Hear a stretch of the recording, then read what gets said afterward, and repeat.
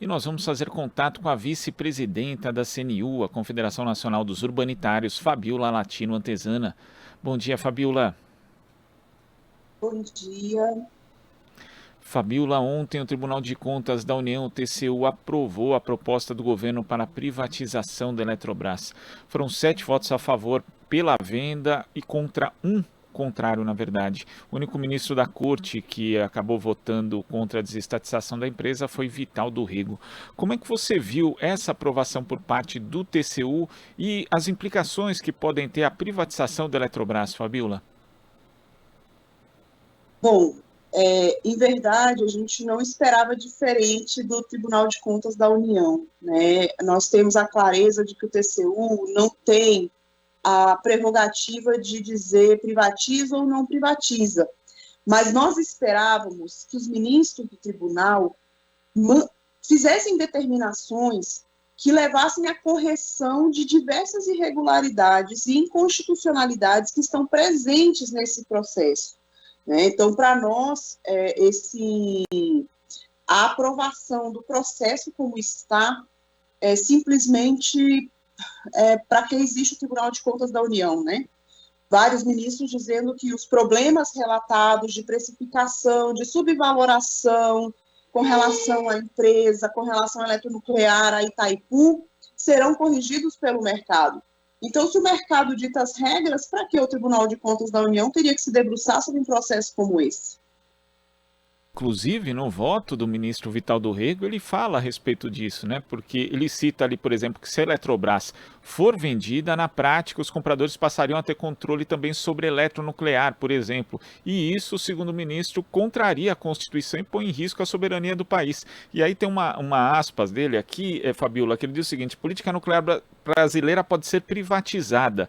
Não venham dizer que isso será acertado depois. Isso não é conta de padaria. E é justamente isso que você está dizendo também, né? Não é para o mercado acertar ou para a gente ver mais na frente como é que fica. Porque isso é muito grave, diz respeito à soberania energética e ao bem-estar de todos os brasileiros.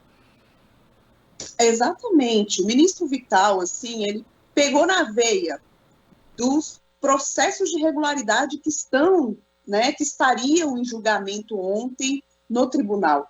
Com relação ao eletronuclear especificamente, para além da questão do risco de descontinuidade do programa nuclear brasileiro, a partir do momento em que Angra 3 terá uma sócia privada para conseguir finalizar suas obras, e quando a gente pega o histórico, né, de construções recentes e estruturantes, porque o setor elétrico ele se expande por meio de parcerias público-privadas. Então, essa história de que o privado não tem mercado, ela não cabe. Hoje a expansão já é feita dessa maneira. Então, as grandes obras estruturantes de Belo Monte, Santo Antônio e Giral, que foram construídas aí, né, finalizando suas obras em torno de 2015, quando teve aquela grande crise internacional, quem aportou recursos financeiros para a finalização das obras foi a empresa estatal Eletrobras a partir das suas subsidiárias. Então, agora a Eletrobras privada será a sócia principal. E se a Eletrobras privada disser, olha, Angra 3, a mim não me interessa, muita chance de prejuízo, ela se retira do negócio, e como fica a parte estatal que ficou com o governo? Será uma empresa estatal dependente da União, que hoje já não é. Né? Hoje a gente tinha aí pelo sistema todo um arcabouço que conseguiria fazer com que Angra 3 fosse terminado. Então o ministro Vital ele pegou na veia em vários aspectos, e era isso que a gente esperava dos demais ministros, que eles analisassem os riscos e as inconstitucionalidades do processo, né? Ao delegar ao Deus mercado a função de regular, de corrigir, o Tribunal de Contas simplesmente colocou que, olha, posso fechar as portas porque o mercado vai corrigir tudo. Não, e quando o ministro Vital do Rego ele fez um voto muito longo, inclusive, né, bastante detalhado, ele afirmou que erros dolosos cometidos pelos responsáveis pela elaboração desse processo, dessa proposta de privatização, vão fazer com que as ações da estatal sejam vendidas, segundo ele, a preço de banana, e ainda ele citou dizendo que fizeram um calendário louco para entregar essa Eletrobras à iniciativa privada. E o curioso, né, Fabiola, porque dentro dessa perspectiva que você você e muita gente tinha de que os outros ministros analisassem isso, o voto dele foi muito elogiado pelos seus colegas, só que eles simplesmente ignoraram, né, inclusive os fatores pelos quais o voto merece elogios, porque ele tem diversos detalhes ali a respeito do processo de privatização, inclusive desses chamados erros dolosos, mas que foram desconsiderados na hora da votação.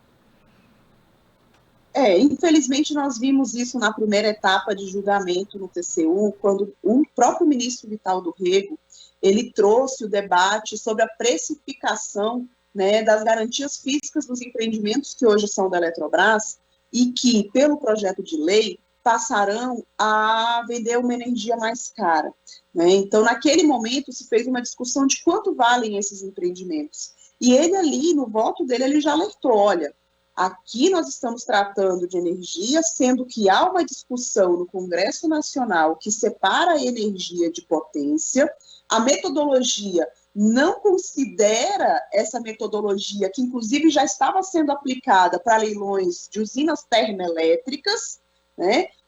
Havia, desde 2015, quando foi privatizado o empreendimento de Porto Primavera em São Paulo, uma determinação por parte do TCU de que essa metodologia de separação de energia e potência ficasse mais clara.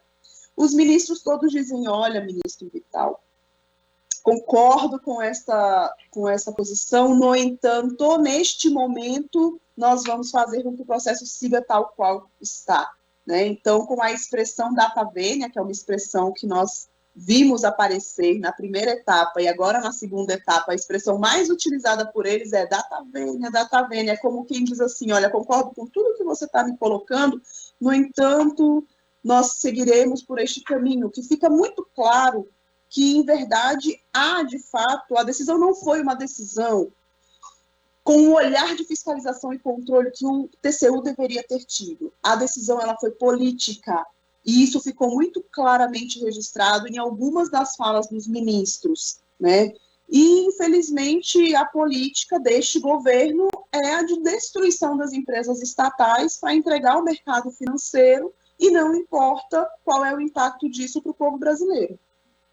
E em relação a esses impactos ao povo brasileiro, Fabiola, o ministro Vital do Rego também disse, né, lembrou que uma defesa sempre feita pelas pessoas que apontam ali a privatização como solução de tudo é que a desestatização ela tende a melhorar a qualidade do serviço. E ele citou algo que você já tinha falado a respeito aqui na nossa última conversa no Jornal Brasil Atual, dizendo que isso é mentira e que a Eletrobras foi chamada a socorrer a população do Amapá no apagão de 2020. Queria que você relembrasse esse episódio, porque ele é bastante ilustrativo daquilo que pode ocorrer caso a Eletrobras seja privatizada, Fabiola. Exatamente. O que acontece? Assim, são setores estratégicos, estruturantes, né, onde a iniciativa privada tende a não fazer investimentos vultuosos se isso não tiver um retorno. E aí nós temos diversos estados, como foi o caso do Amapá, que é um fim de linha, em que a iniciativa privada optou por explorar aquela concessão de serviço da maneira a obter mais lucro. E esse obter mais lucro significa dizer menos investimentos, rotatividade de mão de obra bastante elevada e a falta de, digamos, eu vou colocar estoque para ficar de uma forma clara, né, porque foi o que aconteceu no Amapá, foi a falta de peças sobressalentes para poder fazer a troca em casos de problemas, né? Então, no Amapá foi isso que aconteceu. A empresa privada não estava preparada para nenhuma intercorrência, enquanto as empresas estatais, elas tendem nos seus programas a olhar o todo, e não interessa se isso vai custar mais para a empresa. O que importa é que a prestação do serviço ela seja executada da melhor maneira possível. Aqui, eu posso citar o Distrito Federal, nós tivemos uma recente privatização, né, a SEB foi privatizada no final de 2018. Não, peraí, nós estamos em 2022. No final de 2020, perdão. E em um ano, nós vimos uma piora no serviço prestado de forma absurda, né? Em 6 meses, os casos de reclamação de falta de energia na capital do país dobraram, né? E a gente está falando assim, a capital do país. Então, o que não vai acontecer, e essa é uma preocupação real, O que não vai acontecer com o sistema elétrico brasileiro a partir do momento em que empresas que não têm o conhecimento do setor passarão a ditar as regras do setor elétrico brasileiro? E não é naquela energia que chega na nossa casa, na distribuição. É no início da cadeia, é na geração e na transmissão de energia, no início e no meio. Então, há um risco bastante elevado, na nossa visão, de que, por falta de uma gestão, né, correta e preocupada com o povo brasileiro, nós tenhamos aí o início de diversos apagões, desabastecimento de energia. Nós vimos isso em 2000, quando, também pensando em privatizar a Eletrobras, investimentos foram cortados, né? Foi o que aconteceu agora com a Eletrobras. O governo federal fez uma opção, a Eletrobras não pode investir. E esse era o discurso que justificava a privatização.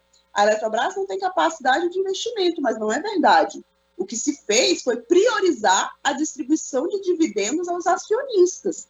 E a Eletrobras privada, não tenho dúvida, vai priorizar a distribuição de dividendos aos acionistas em detrimento de investimentos necessários.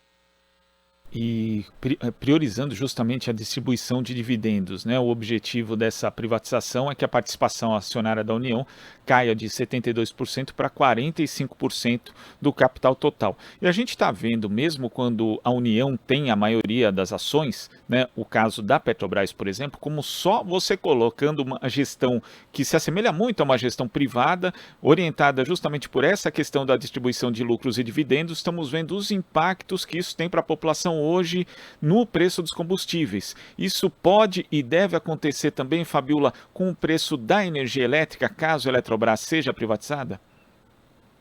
Com certeza. Em verdade, o setor de energia elétrica ele já foi atrelado ao preço internacional, né? A nossa energia brasileira ela é uma das mais caras do mundo e não deveria ser, porque a nossa matriz, além da diversificação da nossa matriz elétrica, ela é a base, é a hidrelétrica, que é uma das mais baratas do mundo. Né? O que justifica a nossa energia ser uma das mais caras em comparação com outros países? Foi exatamente ali na década de 90 a decisão de atrelar, né, determinados fatores do mercado de energia ao mercado internacional, que foi o que a Petrobras fez agora. Foi uma decisão governamental de atrelar o preço do combustível ao mercado internacional, sendo que nós temos produção. Nós não teríamos que estar submetidos a uma regulação internacional, né? Isso é a soberania. Então, soberania energética é a soberania de uma nação, né? Infelizmente, hoje, as nossas empresas estatais, elas são empresas de economia mista, elas têm ações listadas na Bolsa de Valores, elas são estatais, o governo detém a maior parte das ações, no entanto, as regras aplicadas são regras de uma empresa privada. Então, a partir do momento que essa empresa estatal não gerou lucro, não distribuiu dividendo suficiente para os acionistas minoritários, começam os ataques. E para você minimizar esses ataques, eu começo, então, a atender a esses acionistas minoritários, ao invés de olhar o povo.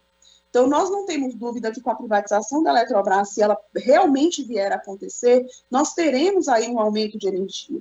Tanto é que diversos atores estão agora se movimentando contra aspectos da lei que privatiza a Eletrobras. Porque não é só a privatização da Eletrobras, não é só o processo de descotização dos nossos empreendimentos. Foi autorizada a construção de diversas térmicas pelo país, aonde não tem sequer a estrutura de gasoduto. Aí agora, no Congresso Nacional, esse grupo do centrão, do neoliberalismo, né, da direita, está se movimentando para colocar em um outro projeto de lei mais um jabuti para quê? Para garantir a construção dos gasodutos que levarão o gás para as térmicas que eles aprovaram no projeto de lei de privatização da Eletrobras. É um negócio da China. Foi por partes. Então, neste projeto, eu garanto o empreendimento da termoelétrica. No próximo projeto, eu garanto o gasoduto. E assim eles vão indo com dinheiro público, garantindo a construção da infraestrutura e, ao fim e ao cabo, quem vai tomar de conta desse processo vai ser a iniciativa privada. é uma coisa muito absurda, assim, não tem lógica o que acontece aqui. E a partir dessa aprovação pelo TCU, Fabiola, quais são os caminhos para se tentar barrar essa privatização da Eletrobras? Bom, desde a primeira etapa, em que já se apontaram, do ponto de vista técnico, diversas irregularidades com relação à precificação da empresa, deram-se entrada a ações judiciais, né, em diversos estados do país, questionando essa situação.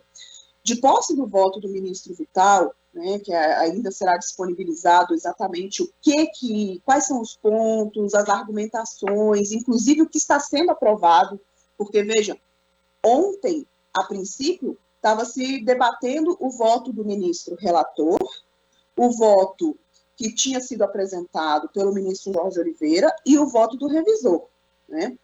Mas ali na plenária eles já disseram, o voto do relator traz alterações que nós precisamos ver melhor qual é o resultado prático dessas alterações. Ali o que eles quiseram dizer foi o seguinte, o voto do relator trazia determinações ao processo. Determinação é uma obrigação de fazer. Qual era a intenção dos ministros ligados ao governo Bolsonaro ou ao mercado, né, que tem o seu pezinho no mercado? Era transformar essas determinações em recomendações. Uma recomendação, ela não tem o caráter de obrigatoriedade. Você faz se você quiser. Então, nós não sabemos ao certo o que foi aprovado ontem. Eles deram a continuidade ao processo, mas não sabemos quais são as determinações, o que virou recomendação, e a nós nos cabe aguardar o acórdão final para verificar quais são as ações judiciais cabíveis nesse momento com relação a esse processo, né? Porque eivado de irregularidades e inconstitucionalidades ele está. Fabiola, queria agradecer a sua participação aqui no Jornal Brasil Atual de hoje. Muito obrigado, até a próxima. Eu que agradeço e esperando que a Eletrobras não seja privatizada e que o povo brasileiro não pague essa conta. E vamos continuar acompanhando isso, inclusive essa mobilização contra a privatização da Eletrobras que continua. Fabiola, muito obrigado. Obrigada, um bom dia. Bom dia. Conversamos aqui com a vice-presidenta da CNU, a Confederação Nacional dos Urbanitários, Fabiola Latino Antezana. Você está ouvindo Jornal Brasil Atual. As notícias que os outros não dão.